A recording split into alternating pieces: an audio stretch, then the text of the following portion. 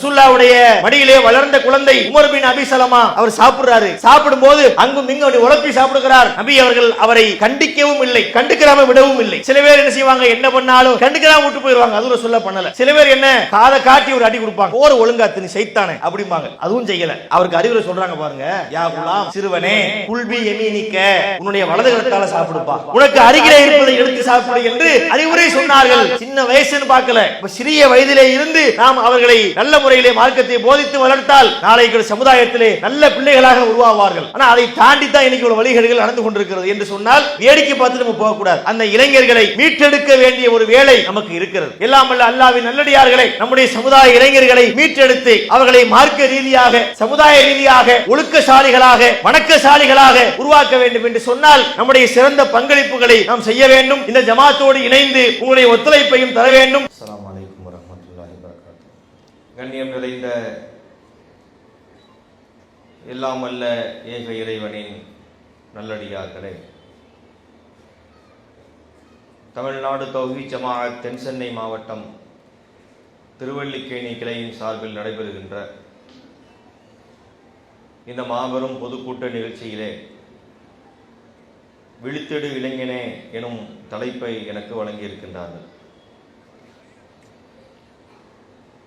இந்த தலைப்பு இன்றைய கால சூழ்நிலையிலே பேசப்பட வேண்டிய முக்கியமான ஒரு தலைப்பு. ஒரு மனித வாழ்க்கையில் பல பருவங்கள் உண்டு.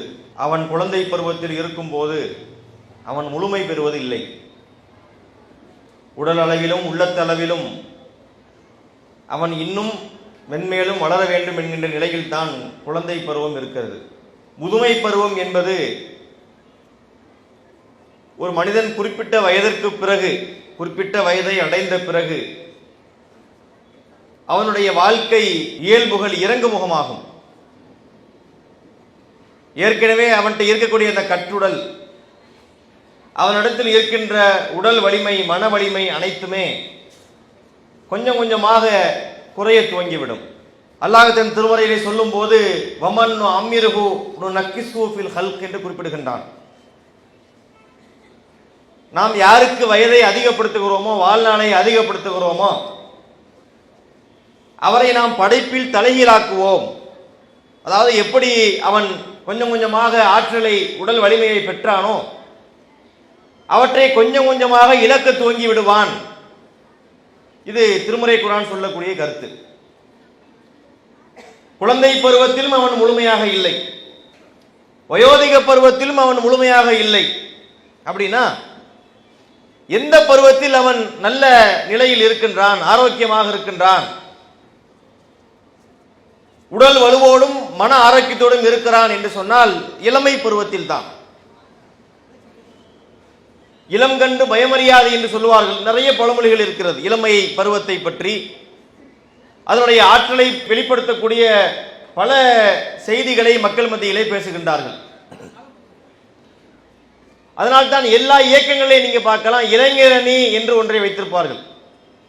அரசியல் கட்சிகளாகட்டும், இயக்கங்களாகட்டும், இன்னும் பலரை எடுத்துக்கொண்டால் இளமை நமக்கு தேவை, இளைஞர்கள் தேவை என்ற அடிப்படையில் தான் அவர்களை கவரக்கூடிய பல திட்டங்களை முன்வைத்து செயல்பட்டு கொண்டிருக்கிறார்கள். அந்த அளவுக்கு இந்த இளமை பருவத்திற்கு என்று ஒரு வலிமை இருப்பதை நாம் மறுக்க முடியாது. இது எப்படி ஒரு ஆரோக்கியமான பருவம், உடல் வலிமை, உள்ள வலிமை என்பது இருந்தாலும் அதை சரியான முறையிலே அந்த இளைய சக்தியை நாம் பயன்படுத்தவில்லை என்றால் அது அதல பாதாளத்தில் விழும் என்பதற்கு ஏராளமான சான்றுகள் நம்முடைய கண் முன்னால் கொட்டி கிடக்கின்றன. அவன் பருவ வயதை அடையக்கூடிய பருவம் தான் இளமை பருவம். ஆணாக இருந்தாலும் பெண்ணாக இருந்தாலும் பருவ வயதை ஒருவன் அடைவது என்பது அவனுடைய உடலில் இருக்கக்கூடிய ஹார்மோன்கள் பலவிதமான மாறுதலுக்கு உள்ளாகக்கூடிய நிலைக்கு அவன் தள்ளப்படுகின்றான். இது இயற்கை. இதன் காரணத்தினால் பல விஷயங்களை,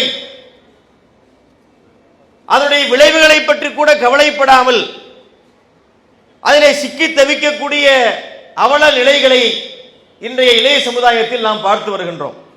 அந்த இளைஞர்களை மீட்டெடுக்க வேண்டும், நல்வழிப்படுத்த வேண்டும், ஒழுக்கசாலிகளாக ஆக்க வேண்டும், இஸ்லாமிய மார்க்கத்தின் வழிபாடுடையவர்களாக ஆக்க வேண்டும், மார்க்கம் போதிக்கும் பண்பாடு அவர்களிடத்தில் தென்பட வேண்டும், அவர்களை அந்த பாவங்களில் இருந்து மீட்டெடுக்க வேண்டும் என்ற நோக்கத்தில் தான் இந்த பிரச்சாரங்களை நாம் நடத்தி கொண்டிருக்கிறோம். இன்றைய இளைஞர்களுடைய வாழ்க்கையை பாருங்கள், அவர்களுடைய சிந்தனைகள் எப்படி இருக்கின்றன? அவருடைய சிந்தனையும் செயல்பாடும் எல்லாவற்றிலும் ஒரு புதுமையாக இருக்க வேண்டும், ட்ரெண்டா இருக்கணும், அனைவருடைய கவனத்தையும் ஈர்க்க வேண்டும், எல்லாரையும் மாதிரி பழைய மக்களைப் போல நம்ம வாழ்ந்துவிடக் கூடாது என்பதை நோக்கி அவருடைய உள்ளம் செயல்படுவதை நாம் பார்க்கிறோம். கலாச்சார சீரழிவுகளில் அவர்கள் சிக்கி தவிக்கின்றார்களா இல்லையா? அறிவியல் விஞ்ஞானம் என்பது மனிதர்களுக்கு பல நன்மைகளை செய்திருப்பதை நாம் மறுப்பதற்கில்லை. ஆனால் அதே அறிவியல் தொழில்நுட்பங்களிலே பல பிரச்சனைகள் நமக்கு இருக்கிறது, இதை மறுக்க முடியாது. அதுல முக்கியமான ஒன்று செல்போன்கள். ஒரு 30 ஆண்டுகளுக்கு முன்பாக செல்போன் இல்லாமல் நம்ம வாழ்ந்துட முடியும், அதை நம்மளே நம்புவோம். ஆனால் இன்று செல்போன் இல்லாமல் நம்மளால வாழ முடியுமா? அப்படிப்பட்ட உலகத்தில் நம்ம இருக்கின்றோமா என்பதை யோசிக்கணும். சரி, செல்போன்ல நல்ல விஷயம் இருக்குது, அதை மறுப்பதற்கில்லை. ஒரு கருத்தை எவ்வளவு தூரத்தில் ஒருத்தர் இருந்தாலும் ஒரு 10 எண்களை அழுத்துவதன் மூலமாக அவரிடத்திலே நாம் ஒரு கருத்தை நம்ம எடுத்து சொல்ல முடிகின்றது. எங்க இருக்கிறோம், எங்க எப்போ வருவோம், ஏதாவது முக்கியமான தகவல்கள் இருக்கிறதா, எல்லாவற்றையுமே இந்த செல்போன் வாயிலாக பரிமாறிக்கொள்கிறோம். நல்ல சாதனம் தான். ஆரம்பத்தில் 2G என்று ஒரு செல்போன் வந்தது. அதுல என்ன செய்யலாம்? கால் பண்ணி பேசலாம், மெசேஜாக சில விஷயங்களை அனுப்பலாம். அதான் 2Gங்கிறது. அப்புறம் பார்த்தா 3G, 4G, 5G ஒரு G கணக்கில் கூடிக்கொண்டே இருக்கிறது. இப்ப பார்த்தாச்சுன்னா செல்போன்களிலே எல்லா விதமான வசதி வாய்ப்புகளும் வந்துவிட்டன. நம்முடைய பேச்சுக்களை அதில் ரெக்கார்ட் பண்ண முடியும். வாட்ஸ்அப் என்கின்ற செயலியின் மூலமாக ஒரு கருத்தை அடுத்தவருக்கு அனுப்ப முடியும். பேஸ்புக்கின் மூலமாக யாருடைய அந்த பேஜுக்கும் போய் அவருடைய கருத்துக்களை, அவருடைய போஸ்டுகளை படிக்க முடியும். இன்னும் புட்டிசல்களை போல நிறைய கிளம்பி வந்துருச்சு. ஸ்னாப் சாட்டுங்கிறாங்க, இன்ஸ்டாகிராம்ங்கிறாங்க, டெலிகிராம்ங்கிறாங்க, என்னென்னமோ பெயர்களிலே சமூக வலைத்தளங்கள் செல்போனுக்கு வந்துருச்சு. இப்ப செல்போன் கையுமா தான் அனைவருமே அலையக்கூடிய காட்சியை பார்க்கின்றோம். காலையில் எழுந்தவுடன் நாம் செய்யக்கூடிய முதல் வேலை என்ன சொல்லுங்க பார்க்கலாம். சின்னவங்க பெரியவங்க எல்லாத்தையும் பொதுவாகவே கேட்போம். காலையில கண்ணு தூங்கும் போது செல்போனை யாரும் யூஸ் பண்றது இல்லை. காலையில் கண் விழித்த உடனே நாம் செய்யக்கூடிய முதல் வேலை என்ன? அந்த பக்கத்தில் இருக்கிற செல்போனை அது எங்கிட்டாவது கிடக்கும், தேடி பிடிச்சி அதை எடுக்கிறது, எடுத்து அந்த போனை அன்லாக் பண்றது. பார்க்கிறோமா இல்லையா? காலையில் எழுந்தவுடன் பல்ல தைக்கிறாங்களே இல்லையோ செல்ல தைக்கிறாங்க, எடுத்து அதை அன்லாக் பண்ணி உள்ள போய் எல்லா மெசேஜையும் பார்த்து அதை பார்த்து தான் மனசு ஆறுகிறது. அந்த அளவுக்கு செல்போன் நம்முடைய வாழ்க்கையோடு பழகி போய்விட்டது. அது ஒரு அளவோடு இருந்தால் நல்ல விஷயத்துக்கு பயன்படுத்துவதை பற்றி நாம் எப்போதுமே குற்றம் சொல்வதில்லை. குர்ஆன் வசனங்களை கூட பலர் அனுப்புகிறார்கள், மார்க்க பயான்களை அதிலே கேட்கின்றார்கள், சொற்பொழிவுக்கு தேவையான குறிப்புகளை அதிலிருந்து அவர்கள் சேகரிக்கின்றார்கள், உலகத்திலே நடக்கக்கூடிய நாட்டு நடப்புகளை அதிலிருந்து அறிந்து கொள்கிறார்கள். சில பேர் அதன் மூலமாக தங்களுடைய வியாபாரத்தை பெருக்கிக் கொள்கிறார்கள். அதெல்லாம் ஓகே. அதை தாண்டி தவறான விஷயங்களுக்கு இந்த செல்போன் பயன்படுத்தப்படுகின்றதா இல்லையா? சினிமா என்று ஒன்றை வைத்திருக்கிறார்கள். சினிமா என்ற பெயரிலே கலாச்சார சீரழிவுகளை, ஒழுக்கக்கேடுகளை காசாக்கக்கூடிய ஒரு கூட்டம் இருக்கிறது. ஒரு கதை, அந்த கதைக்கு ஏற்ற ஒரு நாயகன், அதற்கேற்ற ஒரு நாயகி, அதற்கு ஒரு காமெடியன், அதுக்கு ஒரு இசை என்று பல கோடி ரூபாய் செலவழித்து படம் எடுக்கிறான். இந்த படம் சொல்ல வரக்கூடிய கருத்து என்ன? சமுதாயத்திலே அது என்ன மாற்றத்தை கொண்டு வர போகிறது? நாட்டிலே இருக்கக்கூடிய வேலையில்லா திண்டாட்டத்தை அதை ஒழித்து விட போகின்றதா? இளைஞர்களுக்கு இருக்கக்கூடிய அந்த பிரச்சனைகளை அது தீர்த்து விட போகின்றதா? எதையோ ஒன்றை போட்டு கதையாக்கி படம் எடுக்கின்றார்கள். சரி, ஒரு விஷயத்தை சொன்னால் கூட பரவாயில்லை என்று எடுத்துக்கொள்ளலாம். அந்த சினிமாக்களிலே அரைகுறை ஆடைகளோடு ஆபாசங்களை அரங்கேற்றக்கூடிய ஒரு கருவியாகத்தான் இன்று இந்த சினிமா என்பது இருப்பதை யாராவது மறுக்க முடியுமா? சினிமா என்பது பல பரிணாமங்களை கடந்து வந்திருக்கிறது. அந்த காலத்து சினிமாவுக்கும் இந்த காலத்து சினிமாவுக்கும் எவ்வளவு வித்தியாசம் இருக்குது. சினிமா என்பது தப்பு என்பதில் மாற்றுக்கருத்து இல்லை. அதுவுமே நாளுக்கு நாள் மோசமாகிக் கொண்டே வருது. அந்த காலத்து படங்கள்ல பாத்தீங்கன்னா கதாநாயகன் 2வது தெருவில் நிற்பாரு, கதாநாயகி 3வது தெருவில் நிற்கும். இவர் இங்கிருந்து ஒரு காதல் பாட்டு பாடுவார், அந்தமா அங்கிருந்து ஒரு காதல் பாட்டு பாடும். நேர்ல மீட் பண்ணிக்கிற கூட மாட்டாங்க. அப்படியெல்லாம் கூட ஒரு காலத்து சினிமாவை வைத்திருந்தார்கள். இன்றைக்கு உள்ள சினிமாவின் நிலை என்ன வாய் திறந்து இங்கு சொல்ல முடியுமா? இந்த மேடையிலே பெண்கள் எல்லாம் நிறைந்திருக்கின்ற இந்த சபையிலே சினிமாவிலே எப்படி எல்லாம் மோசமாக இருக்கிறது, அங்கு பெண்களை எப்படியெல்லாம் அசிங்கமாக காட்டப்படுகிறார்கள் என்ற கருத்துக்களை நான் ஒவ்வொன்றாக இங்கு பேச முடியுமா? எவ்வளவு அசிங்கமான ஒரு விஷயமாக மாறிவிடும், முகச்சுளிப்பை இது உண்டாக்கிவிடும் இல்லையா? அதுபோன்ற அடிப்படையில் தானே இன்று சினிமாக்கள் எடுக்கப்படுகின்றன. இந்த சினிமாக்களை இளைஞர்கள் கொண்டாடக்கூடிய காட்சியை பார்க்கிறோம். தலையின் மீது வைத்து கொண்டாடுகின்றார்கள். கோடி கணக்கிலே சம்பளம் வாங்கிக் கொண்டு கூத்தாடிகள் அதில் நடிக்கின்றார்கள். 150 கோடி சம்பளமா? ஒவ்வொரு ஆளுக்கு ஒரு ரேட் இருக்குதான். அதுல ஒரு முக்கிய நடிகர், அவருக்கு ஒரு நட்சத்திர நடிகர், அவருக்கு என்ன, அவருக்கு 150 கோடி, இவருக்கு 200 கோடி ஒரு படத்துக்கு சம்பளம் வாங்குறான். வாங்கிட்டு அவன் அந்த கலாச்சார சீரழிவுகளை அரங்கேற்றுகின்றான். இதை இன்றைய இளைஞர்கள் தலையிலே தூக்கி சுமக்கின்றார்கள். அதனுடைய படம் ரிலீஸ் ஆகுதுன்னு சொன்னா அந்த கட் அவுட்டுகளுக்கு மாலை போட்டு அதற்கு பாலாபிஷேகம் செய்து ஏகப்பட்ட அலப்பறைகளை செய்யக்கூடிய காட்சிகளை நாம் பார்க்கின்றோமா இல்லையா? முதல் காட்சி பார்க்கணும், ஃபர்ஸ்ட் ஷோ பார்க்கணும். அடிச்சு புடிச்சு ஒருத்தன் சொல்றான், என்னுடைய காரை வித்துட்டு டிக்கெட் வாங்கினேங்கிறான், என் வாட்சி வித்துட்டு டிக்கெட் வாங்கினேங்கிறான். தலைவர் படத்தை முதல் நாள முதல் ஷோ பார்த்தாங்கன்னு பார்த்து உனக்கு என்ன கிடைக்குது? சோறு கிடைக்கிறதா? உனக்கு நல்ல வேலை கிடைக்க போகிறதா?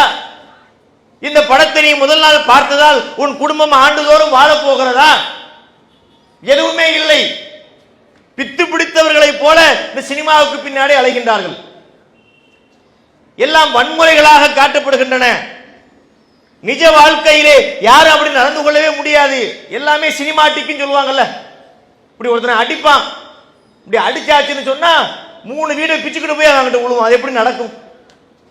ஒரு ரயிலை தடுத்து நிப்பாட்டுவார் இவர். ஒரு ரயில் என்பது எத்தனை ஹார்ஸ் பவர் அதை உற்பத்தி பண்ணுகிறது, எவ்வளவு வேகமாக அது பயணிக்கிறது. ஒரு ரயிலை பிடிச்சி ஒரு இழுப்பார், பிளைட்டை கயிறை கட்டி இருப்பார். இது மாதிரி நடக்காத விஷயங்களை எல்லாம் கற்பனையாக சினிமாக்களிலே அரங்கேற்றுகிறார்கள். அதை பார்ப்பதற்கு ஒரு கூட்டம். சரி, சினிமாவில் அப்படி இருக்குன்னா அது தியேட்டரோடு முடிவது கிடையாது. இன்னைக்கெல்லாம் தியேட்டர்கள் கலாச்சாரம் ஒளிந்து வருகின்றது, ரொம்ப குறைஞ்சு போச்சு. சினிமா தியேட்டர்லாம் இன்னைக்கு கல்யாண மண்டபமா மாறிவிட்டது. இந்த சினிமா எப்படி போச்சுன்னு சொன்னா எல்லாமே செல்போனுக்கு வந்துருச்சு. ஓடிடிங்கிறான். இந்த ஓடிடி பிளாட்ஃபார்ம்னு சொல்லி அதுக்குள்ள வந்ததுக்கு பிறகு தியேட்டருக்குலாம் யாரும் பார்க்கறது, வீட்டிலே பார்க்கறான். வீட்டிலே ஒரு பெரிய டிவி இருக்குன்னு வைங்க, ஸ்மார்ட் டிவி வேற வந்தாச்சு. ஸ்மார்ட் போன் வந்து smart TV, wifi connection, fibre கனெக்ஷன்லாம் போட்டு எல்லா கருமங்களையும் வீட்டிலே உட்கார்ந்து குடும்பத்தோடு பார்க்கின்ற அவல நிலை சமுதாயத்தில் ஏற்பட்டு விட்டது. இப்படி சினிமாக்களுக்கு பின்னாடி திரிகின்றார்கள். அவருடைய பேரை பார்க்கணுமே, சரி பார்க்கிறான், அதை என்ஜாய் பண்ணிட்டு போறான்னா கூட அதுவும் தப்பு தான். ஒரு அளவுக்காக சரி தொலைஞ்சு போறான்னு விடலாம். எப்படி நடக்குதுன்னு சொன்னா அந்த ஒரு கூத்தாடியினுடைய பெயரை தன்னுடைய பெயரோடு இணைத்து வைக்கின்றான். எப்படி இணைத்து வைக்கின்றான்? இவருடைய பேர் ஒரு இஸ்லாமிய பேரை அழகா வத்தா பார்த்து சூட்டி இருப்பார். அந்த கூத்தாடியின் பெயரை போட்டு விஜய் முகமது வைக்கிறான் பேரு. அதே போல ரஜினி காதரி என்று இந்த கூத்தாடிகளுடைய பெயரை தங்களுடைய பெயர்களுக்கு பின்னாடி இணைத்து போடக்கூடிய அளவுக்கு சினிமா பைத்தியம் பிடித்து அலையக்கூடிய காட்சிகளை பார்க்கின்றோம். சோசியல் மீடியாக்களும் பல்கி பெருகிவிட்டன. சோசியல் மீடியாக்களை பார்த்தாச்சுன்னா எல்லாம் ஒரே குடும்பமா கிளம்பிட்டாங்க. ரீல்ஸ் போடுறதுக்கு ஒரு பாட்டை போட்டு விட்டு குடும்பத்தோட ஆடுவது. அந்த அடுத்த இதே மைண்டாவே அழைக்கின்றார்கள், என்ன கண்டென்ட் போடலாம். ஒரு கணவன் மனைவின்னு சொன்னா அவங்க எப்படி சண்டை நடக்குது, ஒரு கணவன் மனைவி எப்படி கடுப்பேத்துகிறான், ஒரு மனைவி கணவனை எப்படி எல்லாம் பழிவாங்குகிறாள் என்று ஜோடி ஜோடியாக பார்த்தா இன்ஸ்டாகிராம்கள்ல பேஸ்புக்ல வீடியோக்களை போட்டு நிறைய லைக் வாங்கினா அவன் அதை சம்பாதிக்க வேற செய்யறான். இப்படியான நிலையை நோக்கி இன்றைய இளைய சமுதாயம் சென்று கொண்டிருப்பதை கண்கூடாக பார்க்கின்றோம். இது நம்முடைய மார்க்கத்திலே அனுமதிக்கப்பட்டதை சொல்லுங்க. எப்பேற்பட்ட ஒரு கண்ணியமான மார்க்கத்திலே நாம் வாழ்ந்து கொண்டிருக்கின்றோம். நமக்கு அனுப்பப்பட்ட தூதர் நம்முடைய முன்மாதிரி சாதாரண முன்மாதிரியா? இவன் சொல்றான் என்னுடைய ரோல் மாடல் ரஜினிங்கிறான், என்னுடைய ரோல் மாடல் கமலஹாசன்ங்கிறான். இவை இந்த கேடுகட்ட குப்பைகளை விட சிறந்த ரோல் மாடலை அல்லாஹ் நமக்கு தரவில்லையா? லக்கது கானலக்கும் ஃபீ ரசூலில்லாஹி உஸ்வத்துன் ஹஸனா, இந்த தூதரிடத்திலே உங்களுக்கு அழகிய முன்மாதிரி இருக்கிறது என்று அல்லாஹ் சொல்லுகின்றானே. அந்த முன்மாதிரி நம்ம எப்படி வாழ்ந்தார், அவருடைய பேச்சு எப்படி இருந்தது, அவர் எப்பேற்பட்ட நேர்மையோடு செயலாற்றி இருக்கின்றார், குடும்பத்தோடு எப்படி நடந்து கொண்டார், சமுதாயத்திற்கு எப்படி நீதி வழங்கினார், எவ்வளவு விஷயங்களை நாம் கற்றுக்கொள்ள வேண்டி இருக்கின்றது. அந்த அல்லாஹ்வுடைய தூதருடைய வார்த்தைகளை விட்டுவிட்டு இந்த சினிமாக்காரர்களுக்கு பின்னால் போகக்கூடிய அவல நிலை. குப்பையை கிளறும் கோழி என்று ஒரு பழமொழி சொல்வார்கள், கேள்விப்பட்டிருக்கீங்களா? கோழி பார்த்தீங்கன்னா குப்பையை போய் கிளறிக்கிட்டே இருக்கும். அந்த குப்பையிலே ஒரு வைரக்கல், ஒரு வைடூரியக்கல், ஒரு மரகதக்கல், ஒரு பவளக்கல், ஒரு மாணிக்கக்கல், ஒரு தங்க கட்டி எல்லாம் கிடக்குதுன்னு வச்சுக்கோங்க. அந்த கோழி அதை எதையுமே எடுக்காது, எல்லாத்தையும் தள்ளி விட்டுரும். அந்த கோழிக்கு என்ன தேவை? புழுக்கள், செத்து போன கொசுக்கள், வேறு ஏதாவது சின்ன உணவுகள், கெட்டு போன உணவுகள், அதைத்தான் இது தேடி சாப்பிடுகிறது. அதே போல அல்லாஹ்வுடைய வேதம், அல்லாஹ்வுடைய தூதருடைய பொன்மொழிகள், இவை அனைத்தையும் விட்டுவிட்டு இந்த குப்பைகளுக்கு பின்னால் செல்கின்ற ஒரு அவல நிலையிலே இந்த இளைய சமுதாயம் மாறி போயிருக்கின்றது. இவர்களை மீட்டெடுக்க வேண்டுமா இல்லையா? இந்த நிலை நீடித்தால் என்ன ஆகும்? நாளை நம்முடைய சமுதாயத்திலே ஒரு இஸ்லாமிய பற்று மக்களுக்கு இருக்குமா? எதை பற்றியுமே கவலை இல்லாமல் செயலாற்றி கொண்டிருக்கிறார்கள்.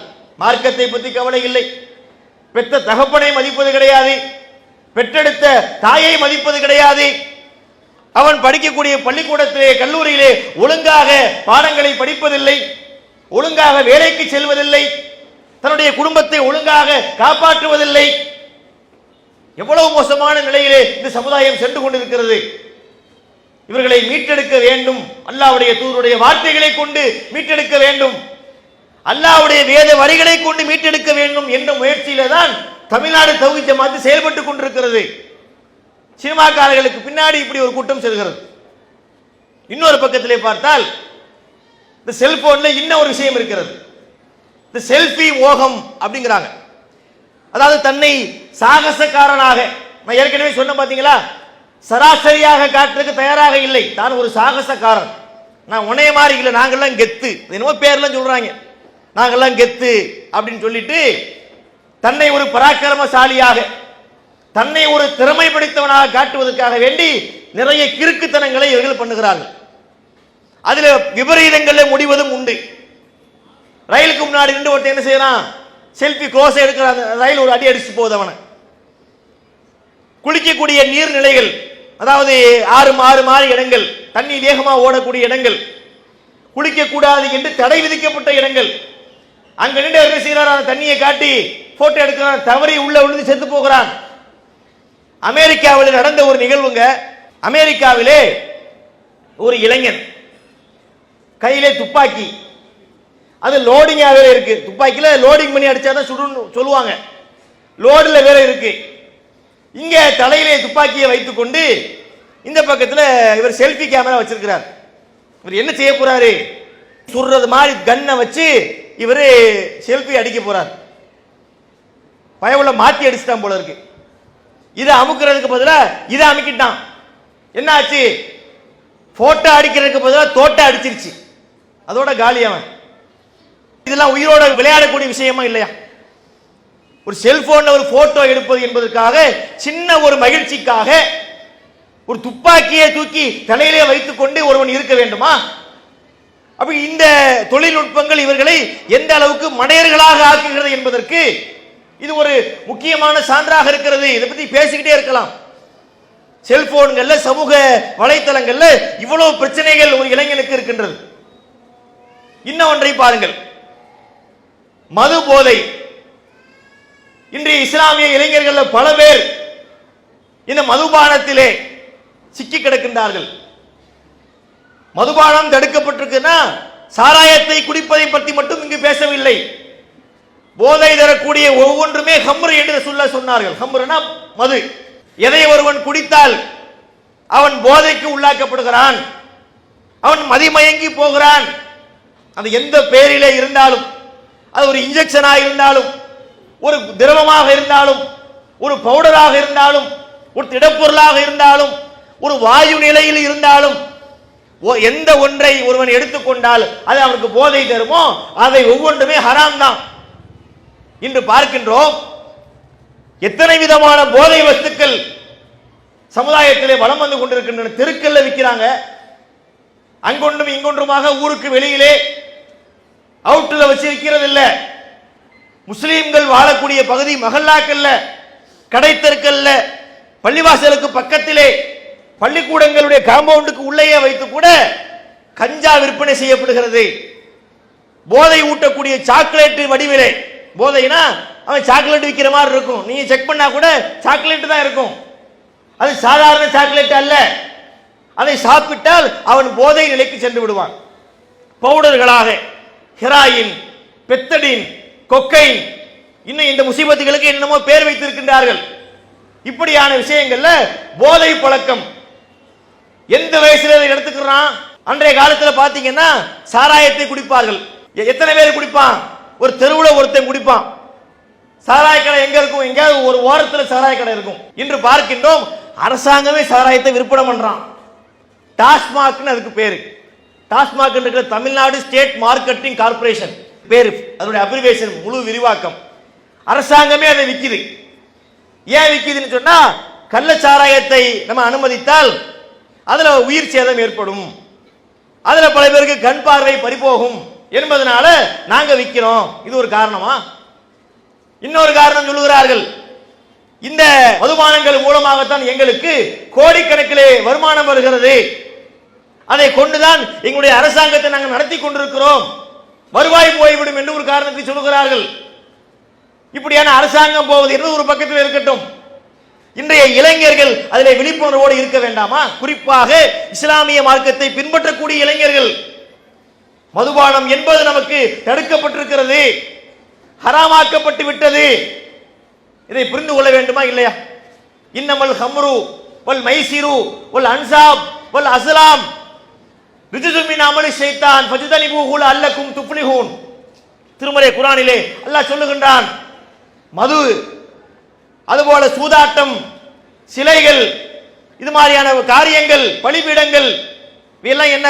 அம்புகளை கொண்டு குறிபார்ப்பது, இவை அனைத்துமே ஷைத்தானுடைய அருவருக்கத்தக்க காரியங்களாகும். அருவருப்புங்கிறான் அல்லாத. மது என்பது என்ன? கஞ்சா என்பது என்ன? கூலிப் என்பது என்ன? எல்லாம் அருவருப்பான விஷயங்கள், கேவலமான விஷயங்கள். அதன் பக்கம் நாம் செல்லக்கூடாது என்ற அறிவுரை திருமறை குர்ஆனின் வாயிலாக நமக்கு சொல்லப்பட்டிருக்கின்றதா இல்லையா? அதை ஏன் இன்று இளைஞர்கள் கடைபிடிப்பது கிடையாது? இதை கவனத்தில் வைக்க வேண்டும். இஸ்லாமிய மார்க்கம் கற்பொழுக்கத்தை நமக்கு போதிக்கின்றது. ஒரு ஆண், ஒரு பெண், சிறிய வயதிலே நிறைய கட்டுப்பாடுகள் கிடையாது. பெரியவர்களாக ஆனதற்கு பிறகு அந்நிய ஆண், அந்நிய பெண், பருவமடைந்த ஒரு ஆண், பருவமடைந்த ஒரு பெண்ணோடு எப்படி நடந்து கொள்ள வேண்டும்? அந்நியராக இல்லாமல் இருந்தால் அதற்கு சில தளர்வுகள் உண்டு. அந்நியராக இருக்கும் பட்சத்திலே எப்படி நடந்து கொள்ள வேண்டும்? ஒரு பெண், பருவமடைந்த ஒரு பெண் அந்நிய ஆணுக்கு முன்பாக எப்படி தன்னை உடலை மறைத்துக் கொள்ள வேண்டும்? மார்க்கம் சொல்லுகிறதா இல்லையா? நபிகள் நாயகம் ஸல்லல்லாஹு அலைஹி வஸல்லம் அவர்கள் சொன்னார்கள், சில மக்கள், பெண்கள் வருவார்கள், ஒரு காலத்தில் வருவாங்க, அவர்கள் ஆடை அணிந்திருப்பார்கள், ஆனால் மெல்லிய ஆடைகளை அணிந்திருப்பார்கள். அது அவங்களுடைய உடலை முழுமையாக மறைக்காது. நிசாவுன் காசியாத்துன் ஆரியாத்துன் முமீலாத்துன் மாயிலாத்துன், புகாரிலே பதிவு செய்யப்பட்ட நபிமொழி. ஆடை அணிந்திருப்பார்கள், ஆனா ஆடை உடலை மறைக்காது, மெல்லிய ஆடை. அந்நிய ஆண்களை ஈர்ப்பது போல ஆடை அணிந்து வருவார்கள். இந்த பெண்கள் சொர்க்கத்தினுடைய வாடகையை கூட பெறமாட்டார்கள். நபிகளார் எச்சரித்தார்கள், பெண்கள் தங்களுடைய உடலை மறைத்துக் கொள்ள வேண்டும். பெண்களுக்கு ஆடை கட்டுப்பாடு மார்க்கத்தில் சொல்லப்படுகிறது. ஒரு அந்நிய பெண்ணை பார்க்கக்கூடிய நேரத்திலே ஒரு ஆண் தன்னுடைய பார்வைகளை தாழ்த்திக் கொள்ள வேண்டும். குல்லில் முஃமினீன் யகுது மின் அப்சாரிஹிம் வயஹ்ஃபது ஃபுரூஜஹும், நபியே மூமினான ஆண்களுக்கு சொல்லுங்கள், அவர்கள் தங்களுடைய பார்வைகளை தாழ்த்திக் கொள்ள வேண்டும். பெண்களை பார்க்கும் போது பார்வைகளை தாழ்த்திக் கொள்ள வேண்டும், தங்களது கற்பை பேணிக் கொள்ள வேண்டும். இதான் அவங்களுக்கு நல்லது, நீங்க சொல்லிருங்க. ஆண்களுக்கு சொல்லுகிறான், பெண்களுக்கும் சொல்லுகிறான். குல்லில் மூமினாத், நபியே நீங்கள் மூமினான பெண்ணுக்கு சொல்லுங்கள், பெண்கள் தங்களுடைய பார்வைகளை தாழ்த்திக் கொள்ள வேண்டும், தங்களுடைய வெட்கத்தலங்களை பேணிக் கொள்ள வேண்டும். லா யுபதீன ஸீனத்தஹுன்ன இல்லா மா ஸஹர மின்ஹா, அவர்கள் தங்களுடைய அலங்காரங்களை பிறருக்கு முன்னால் வெளிக்காட்டக் கூடாது என்று அல்லாஹ் கட்டளை போடுகின்றான். ஒரு பெண் வெளியில் வருவதாக இருந்தால் இஸ்லாம் சொல்லக்கூடிய முறையிலே அந்த ஆடைகளை கொண்டு உடலை மறைத்தபடி வெளியிலே வர வேண்டும். அலங்காரம் செய்துவிட்டு வரக்கூடாது. அந்நியர்களுக்கு முன்னாடி அலங்காரத்தை வெளிப்படுத்தக்கூடாது. ஒரு பெண் வந்தான்னா ஒரு ஆண் அவளை உத்து பார்த்து கொண்டிருக்க கூடாது. பார்வைகளை தாழ்த்த வேண்டும், கற்பை பேண வேண்டும். எவ்வளவு அற்புதமான போதனைகள்! இதெல்லாம் கடைபிடித்தால் ஒழுக்கக்கேடுகள் வருமா? சமுதாயத்தில் அசிங்கங்கள் வருமா? ஆபாசங்கள் வருமா? இதையெல்லாம் கடைபிடிக்கின்றார்கள் நம்ம சமுதாய மக்கள். எல்லாரையும் சொல்லவில்லை, இதை கடைபிடிக்கக்கூடிய நன்மக்கள் இருக்கின்றார்கள். இன்னொரு புறத்திலே இந்த போதனைகளை காட்டிலே விடக்கூடியவர்களும் இருக்கத்தான் செய்கின்றார்கள். இளம் பெண்கள் தெருக்களிலே வருகின்றார்கள். மற்ற பெண்களை விடுங்கள், அது அவர்கள் விருப்பம் என்று எடுத்துக்கொள்ளலாம். அல்லாஹ்வுக்கு பதில் சொல்லட்டும். அவங்க இஸ்லாமிய சமுதாயத்து பெண்கள் மார்க்கம் சொல்லக்கூடிய இந்த விஷயங்களை பேணுகின்றார்களா? வெளியிலே வரும்போது பார்த்தாச்சுன்னா அவ்வளவு மேக்கப்புகள், 55 கிரீம் விற்கிறான், என்னென்னமோ பேர்ல விற்கிறான். கன்சீலருங்கிறான், ஃபவுண்டேஷனுங்கிறான், அப்புறம் மஸ்காராங்கிறான், என்னமோ சொல்றாங்க பேர்கள், நமக்கு பெருசா ஒன்றும் தெரியவில்லை. இதை பயன்படுத்தக்கூடாது, ஹராம் என்று சொல்லவில்லை. வீட்டில் பயன்படுத்திக்கலாம். கணவர் மட்டும் இருக்கிறார், அத்தா இருக்கிறார், 55 கிரீம் இல்ல 550 கிரீம்னாலும் பூசிக்கிட்டு இருக்கலாம், பிரச்சனை இல்லை. வெளியிலே அந்நியர்களுக்கு முன்னாடி வரக்கூடிய நேரத்திலே இப்படி வரலாமா? ஒரு சிவப்பு கலர்ல ஒரு பெயிண்ட் அடிக்கின்றார்களா இல்லையா? ஜிகனாக்களை அள்ளி அங்கங்க டச் அப் பண்றது நிறைய இருக்கிறது. மேக்கப் பத்தி நான் பேசி முடிக்க முடியுமா? இன்னைக்கு அவ்வளவு விஷயம் இருக்குது. அதாவது ஒரு ஆணும் பெண்ணும் எங்கே எல்லாம் ஈர்க்கப்படுவார்களோ அதையெல்லாம் இஸ்லாமிய மார்க்கம் கட்டுப்படுத்துகிறது. ஒரு பெண் இது மாதிரியான அலங்காரம் செய்து விட்டு வரும்போது ஒரு ஆணால் ஈர்க்கப்படுவாள். அலங்காரத்தை நீ கட்டுப்படுத்துங்கிறான் அல்லாஹ். பேச்சிலே அவர்கள் குலைந்து பேசக்கூடாது. ஒரு அந்நிய ஆணிடத்திலே பேசக்கூடிய நேரத்திலே அந்த பேச்சில எந்த ஒரு குலைவும் இருக்கக்கூடாது. ஏன்னா அந்த பேச்சுக்கள் தான் பின்னாடி தீமைக்கு வழிவகுக்கின்றன. ஜினல் ஐன் அன் நலர் வ ஜினல் லிசான் அல் முன்திக், நபி அவர்கள் சொன்னார்கள், கண் செய்கின்ற விபச்சாரம் தவறான பார்வை, நாவு செய்கின்ற விபச்சாரம் தவறான பேச்சு என்று சொன்னார்கள். தவறான ஒரு பேச்சு கூட ஒருத்தனை கவுத்திரும். இவ ஏன் இப்படி பேசுகிறாள், இவளுக்கு நம்மை பிடித்திருக்கிறதோ, அவன் நல்லவனாத்தான் இருப்பான். ஆனால் அந்த சூழ்நிலை, அந்த நெருக்கம், ஒரு ஆணும் பெண்ணும் இணையக்கூடிய அந்த சூழல் தீமையை நோக்கி ஒரு ஆணையோ பெண்ணையோ தள்ளிவிட்டு விடக்கூடும். அதனால்தான் நபி அவர்கள் சொன்னார்கள், எந்த இருவரும் தனித்திருந்தால் மூன்றாவதாக ஷைத்தான் இருக்கின்றான். ஒரு ஆணும் பெண்ணும் தனிச்சிருக்கிறாங்க வைங்க, மார்க்கப்படி கூடாது. ஒரு அந்நிய ஆணும் ஒரு அந்நிய பெண்ணும் எந்த சூழ்நிலையிலும் தனித்து இருக்கக்கூடாது. அப்படி தனித்து இருந்தால் அந்த 2 பேர் மட்டும் இல்ல, மூணாவதா யார் இருக்கிறார்? ஷைத்தான் இருக்கின்றான், அவன் வழி கெடுத்துருவான்.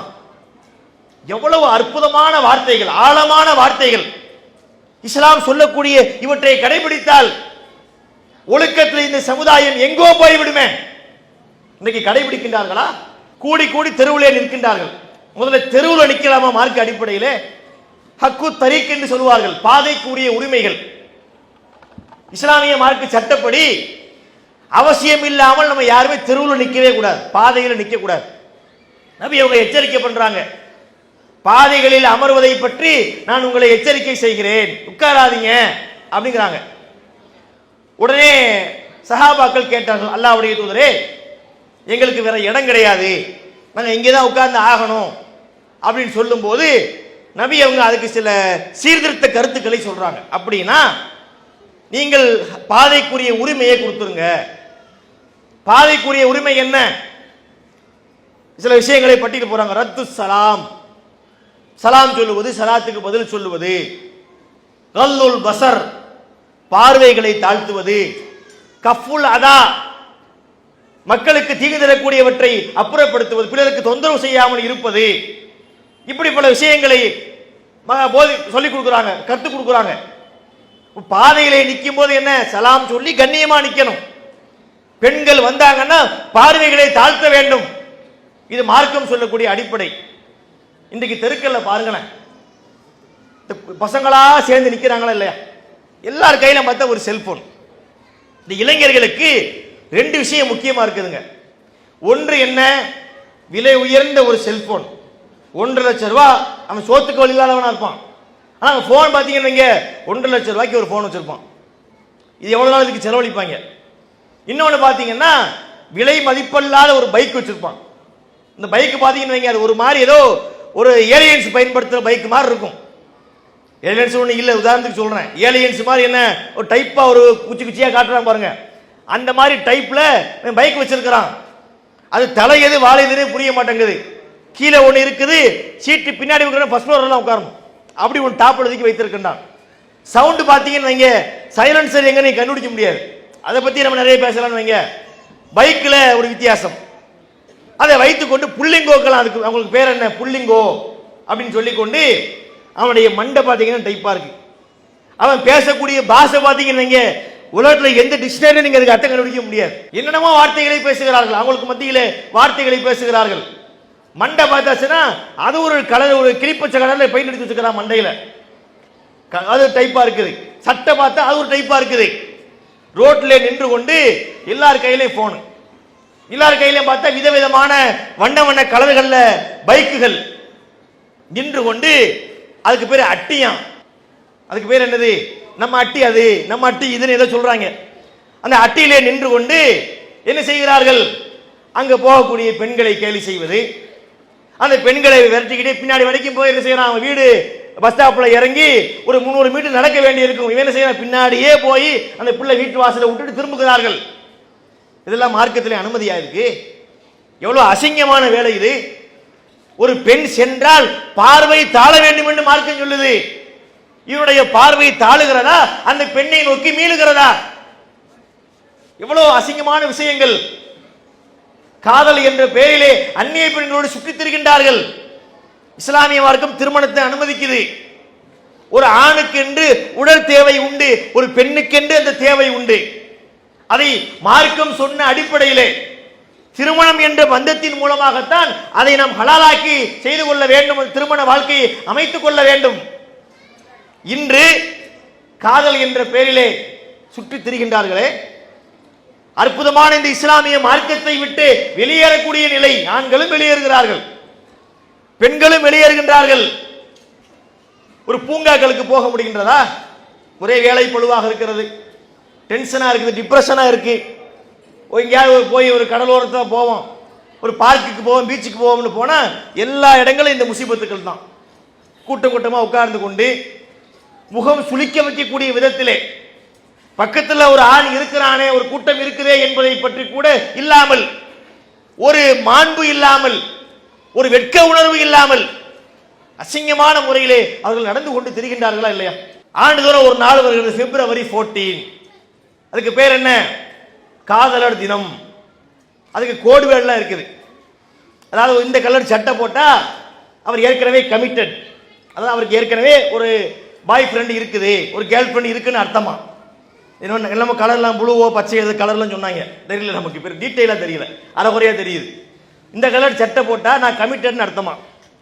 இன்னொரு கலர் சட்டை போட்டா இல்லை எனக்கு யாராவது நீங்கள் ப்ரப்போஸ் பண்ணலாம், நான் ஃப்ரீயாக தான் இருக்கிறேன் அப்படின்னு அர்த்தமா. இப்படி எல்லாம் என்ன சட்டையிலே ஒரு செய்தியை சொல்ல வர்றான். இப்படி இந்த கூட்டம் அழைகிறது. அந்த காதலர் தினத்திலே இவ்வளவு மோசமான விஷயங்கள் நடக்குது. இதெல்லாம் இஸ்லாத்துல உள்ளதா? எவனோ ஒருத்த கண்டுபிடிச்ச குப்பை இது.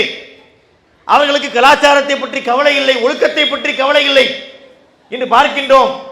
LGBTQ என்ற பெயரில் சென்னையில் பேரணி நடத்துறான், வானவில் குறுப்புங்கிறான். அதுல பார்த்து என்னென்னமோ சொல்றான். நம்ம எல்லாம் நம்முடைய கற்பனைக்கெல்லாம் அப்பாற்பட்ட விஷயங்கள், அதெல்லாம் எனக்கு சொல்ல முடியாது. எல்லினா என்ன, ஜீனா என்ன, பீனா என்ன, அதுக்கெல்லாம் பேர் ஒரு பேர் அசிங்கமான பேர் வச்சிருக்கிறாங்க. இப்படி என்ன இந்த பெயர்களை வைத்துக் கொண்டு ஆணும் ஆணும் சேருவது, பெண்ணும் பெண்ணும் சேருவது, அப்படி ரொம்ப மோசமா இருக்கிறது. அப்படியான கூட்டங்கள் ஒரு பக்கத்திலே கலாச்சார சீரழிவுகளை பரப்பிக் கொண்டிருக்கிறார்கள். இவ்வளவு கேடுகட்ட விஷயங்களுக்கு மத்தியிலே நம்மை வழிநடத்துவது எது? அதை நம்ம யோசிக்கணும். இந்த திருமறை வேதம் இல்லையா? அல்லாஹ்வுடைய தூதருடைய வார்த்தைகள் இல்லையா? எவ்வளவு அற்புதமான ஒழுக்கத்தை மார்க்க நமக்கு சொல்லிக் கொடுத்திருக்கு. இஸ்லாமிய மார்க்கத்தில் சொல்லப்பட்ட ஒழுக்க மாண்புகளை போல வேற எவனும் சொன்னதில்லை. பார்வைக்கு வேலி, சிந்தனைக்கு வேலி, பேச்சுக்கு வேலி, கவனத்தை ஈர்த்து விடக்கூடாது. பெண்கள் நெடிகூடிய நறுமணங்களை அடித்துக் கொண்டு வெளியில் வரக்கூடாது. ஏன்னா ஒரு அந்நியான் ஈர்க்கப்பட்டு விடுவான், அவன் சபலப்படுவான், சலனப்படுவான். அப்படி நடக்காதீங்கன்னு மார்க்கம் சொல்லுது. காலிலே கொலுசு போட்டுக்கிட்டு போவாங்க சில பேர். அதுவும் சில பேர், சில பெண்கள் போட்டு கொலுசு பார்த்தீங்கன்னா ஒரு 2500 முத்து இருக்கும். அதுல நடந்தாங்கன்னு வைங்க, சலக்கு சலக்கு சலக்குன்னு ஊரையே கூட்டும். மார்க்கத்தில் அப்படி அணியக்கூடாது. அந்நிய ஆணுடைய கவனத்தை அது சுண்டி இழுக்கிறதா இல்லையா? அது செய்யக்கூடாது. எவ்வளவு கண்ணியமான மார்க்கத்திலே நம்ம இஸ்லாமிய மார்க்கம் கொண்டு வந்திருக்குன்னு பார்க்கணும்.